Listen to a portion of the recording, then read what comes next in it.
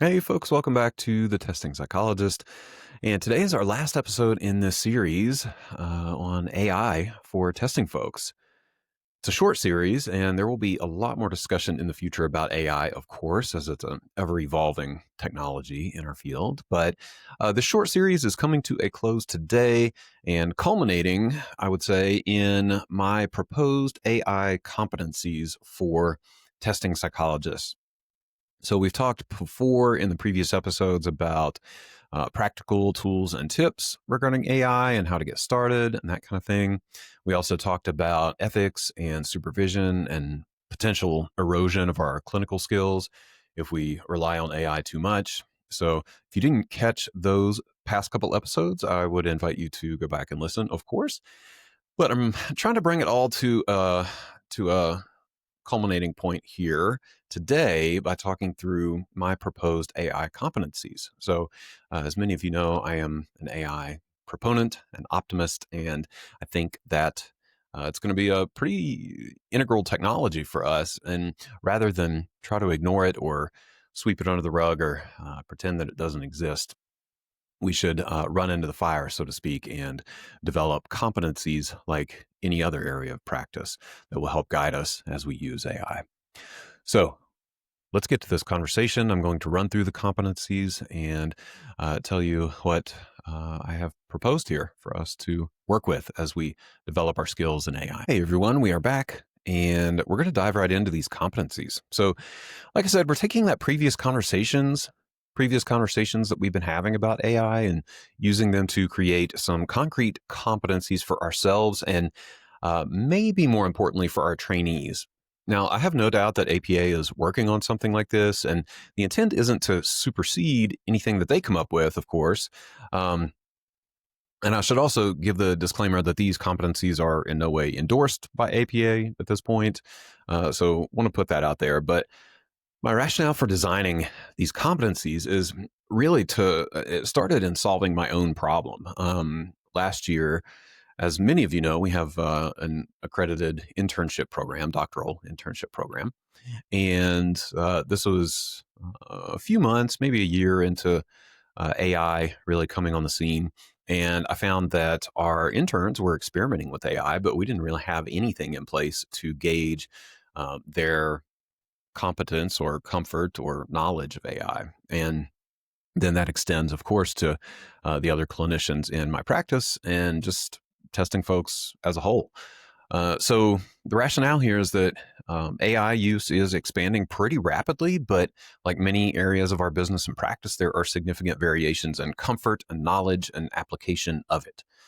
I've seen folks who are very tech and AI savvy who are using AI very effectively, but doing so in a completely inappropriate way as far as privacy and data security. I've seen folks who are way too cautious with privacy and data security, if that's possible. And I've seen folks who are completely AI naive using it without concern for privacy or bias and everything in between, to be honest. So that's the hope, is to operationalize and sort of make concrete these ideas around AI literacy and knowledge for the work that we're doing and this powerful tool that we are wielding. Another part of the discussion, of course, like I said, is how trainees fit in. In the last podcast, I touched on supervision as it relates to AI, and this is an attempt to bring some of those ideas to the mainstream, so to speak, and just, like I said, operationalize them. I've seen training programs attempt to prohibit the use of AI entirely for trainees, and I just don't think that's realistic at all. To me, it's like kind of like running an abstinence only safe sex campaign. I think we should just assume that trainees are going to use AI, whether it's prohibited or not. And rather than assuming that they will not be using it just because the supervisors said so, let's go the other direction and actually regulate it, so to speak, with defined competencies and open conversations about our skill level and knowledge of AI. So as we go through these, know that the document is available for download here in the show notes. I would ask that if you choose to use it, please just give attribution where it's due. There was a fair amount of work that I put into this. And of course, if there's anyone out there at APA who wants to collaborate, I am happy to have those conversations as well. With that, let's dive in here. So this competencies document, is based on other competencies that are out there, but I really used our doctoral internship evaluation to model for these competencies.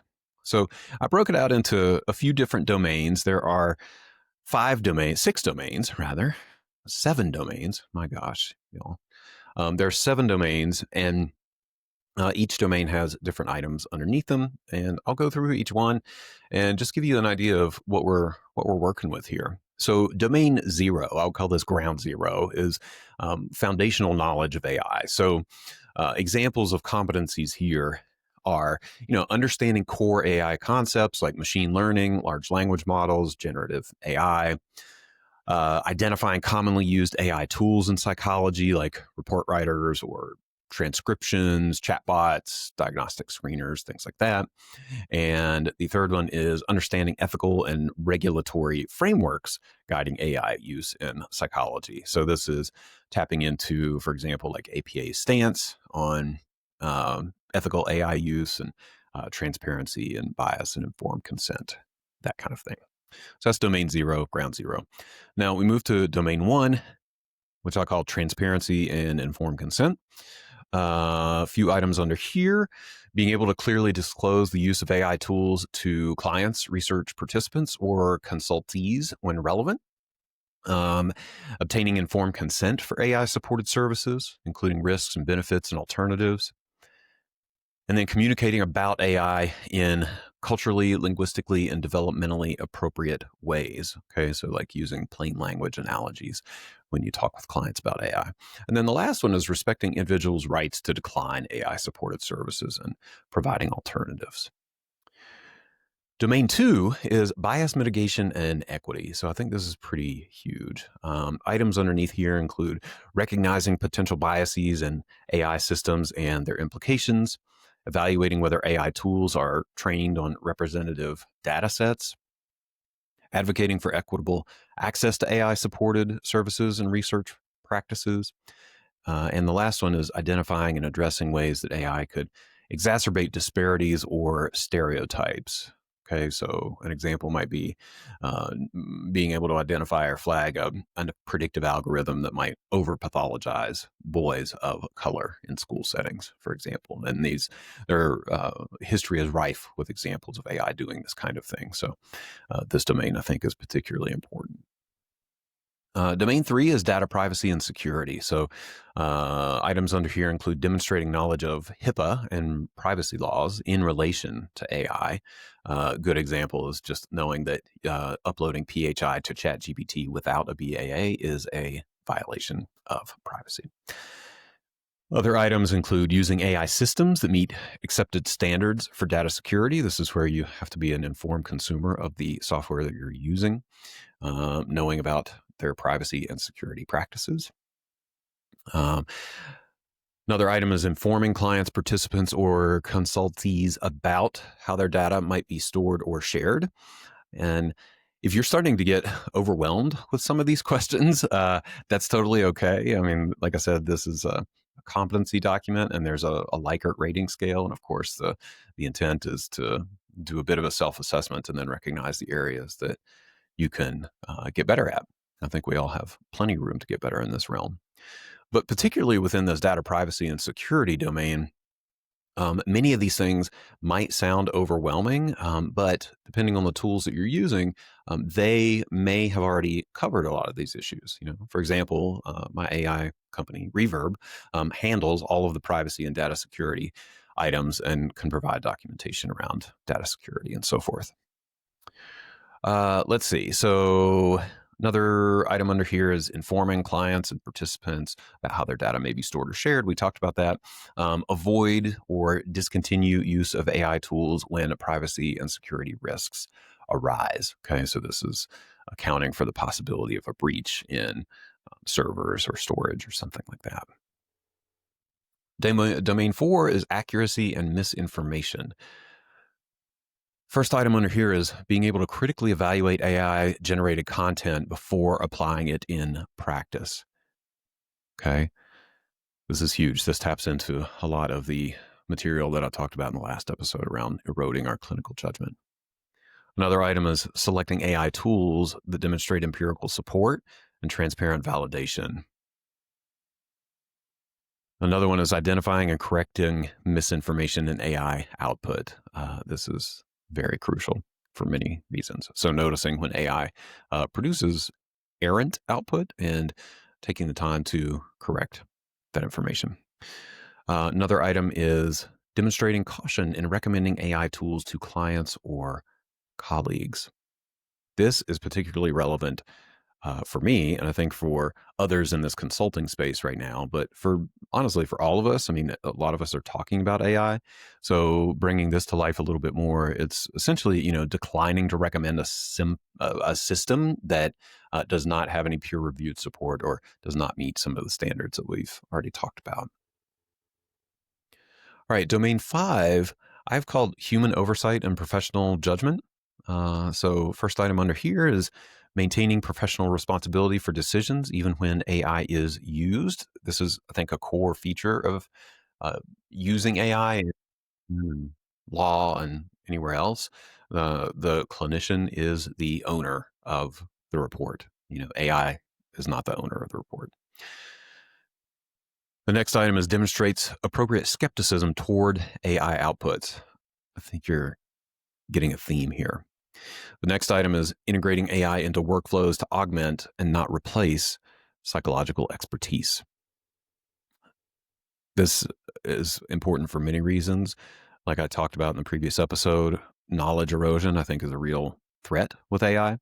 And this whole section just gets at the idea that we have to review the output. We have to be able to critically evaluate the output.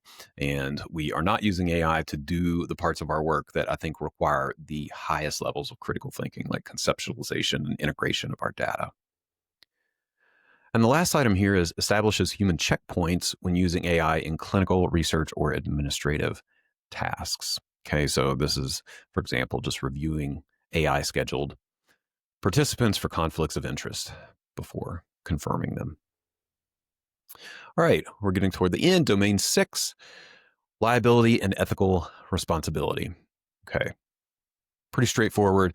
I think when you're dealing with liability and ethical stuff, the language is pretty similar in these competency documents. But first item here is demonstrates awareness of potential legal and ethical risks in AI use. Seeks consultation or supervision when uncertain about AI ethics. At this point, I almost think we should all be seeking consultation or supervision if we're using AI. And this is just a plug to integrate it into any consultation meetings that you may be having with your peers or elsewhere. The next item participates in continuing education on AI in psychology. This is a tricky one because there's not a lot of continuing education right now that is APA approved, as far as I know. There's some basic stuff out there, but my sense is that it's going to evolve and we're going to have a lot more options as time goes on. And the hope for me is to turn these competencies into an actual CE course that you could take to build your knowledge and have some amount of quote unquote official documentation of AI competency. The next item, last item in this section, is maintains professional competence in AI as part of ongoing ethical practice. Now, this might be the most controversial element of all these. There are many people, I'm sure, who are out there and might say, I do not intend to use AI and I have no intention of my professional competence in AI as part of ethical practice, just because, if you feel like it's not relevant, if, you have issues with using it in general. Yeah, I totally acknowledge that. I've talked to many folks, I think, in that realm. And Like I said, I don't think it's going anywhere. And, being somewhat familiar with AI and having some amount of competence is just going to evolve to be part of ethical practice for us at this point. All right, so we get to our last domain, professional development and advocacy.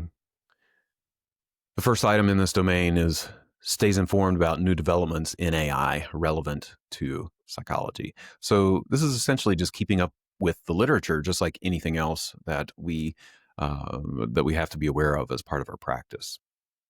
The next item is engages in professional discussions about AI ethics and practice. The next one is advocates for responsible AI policies within organizations or professional bodies. And the last item in this domain and in the competencies checklist is contributes, sorry folks, contributes to education of peers, students, or supervisees on ethical AI use. And again, understand there may be differing opinions in terms of the value of AI in our field. And this is very purposeful to include, again, as a clinic or a practice with an accredited training program. My personal belief is that we need to be talking with our trainees about AI from the beginning. And again, we've had now two intern and postdoc classes since AI really became a thing, so to speak. And none of them have been naive to AI. All of them are using AI in some form or fashion. And if we're not talking about it in supervision, I think we're doing everyone a disservice. So I know this is a quick run through. There's a lot to dig into here, but I wanted to give you a bit of a preview or an overview, I suppose, of, like I said, my draft AI competencies. I'm going to be working on this and polishing it and actually trying to put it into play with our trainees this year to see how it plays out in real life, so to speak.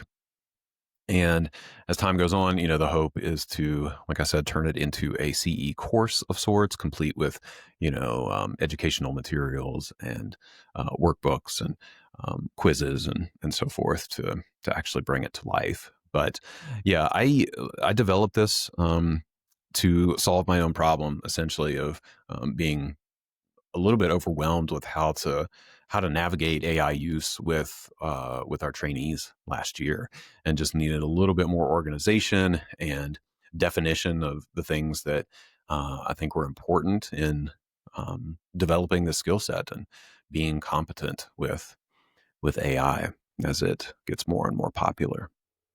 So I would love to hear any comments. Folks find this helpful. If you think it is irrelevant, anything that may be coming to mind, I'm open to have that discussion. So as always, thanks for listening and happy testing.